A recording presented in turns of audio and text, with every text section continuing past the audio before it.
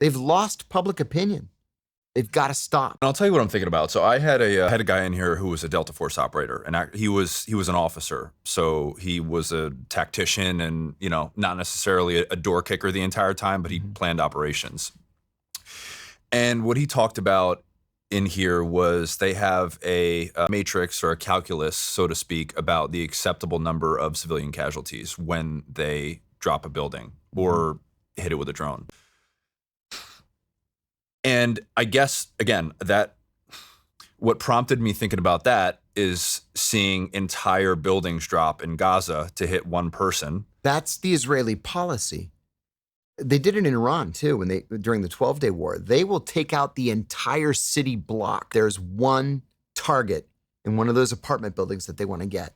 So what about the CIA? Do they have, like when they plan a drone strike, is there an acceptable number? Does it depend on who the target is? It does depend on who the target is, but the standing orders are the fewest civilian casualties as humanly possible.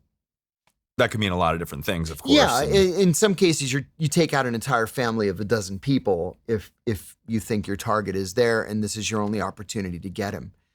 But for there to be a half a dozen people killed in a drone attack, that's unusual. A half a dozen is unusual. Yeah. What the agency normally likes to do if it has the opportunity is a close-in hit. They'll parachute guys in and they do the hit and then exfil as quickly as possible.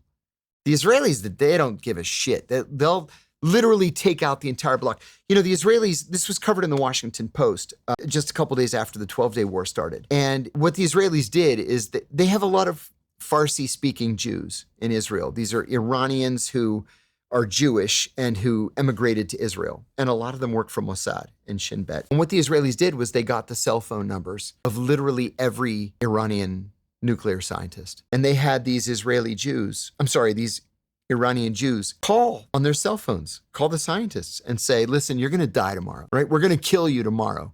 You have no hope. You're going to die. Just accept it.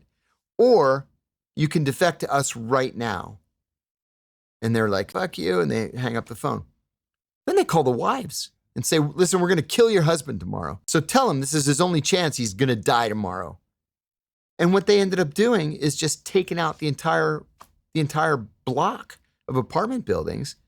They killed 14 nuclear scientists. That devastates the entire program. And family members as well. They wiped out entire families. And now they're gathering intelligence on the next generation of Israeli scientists, and they're going to start killing them. The U.S. would never have a policy like, we'll try to do, some pinprick thing or do it in person, but never just, kill. They killed 300 people in southern Lebanon when they went after Hassan Nasrallah, the former head of Hezbollah. Just blew up the entire complex. It decapitated Hezbollah. It was also a war crime. I mean, to be fair, the Mossad does do the close-in stuff too. Yeah, they do.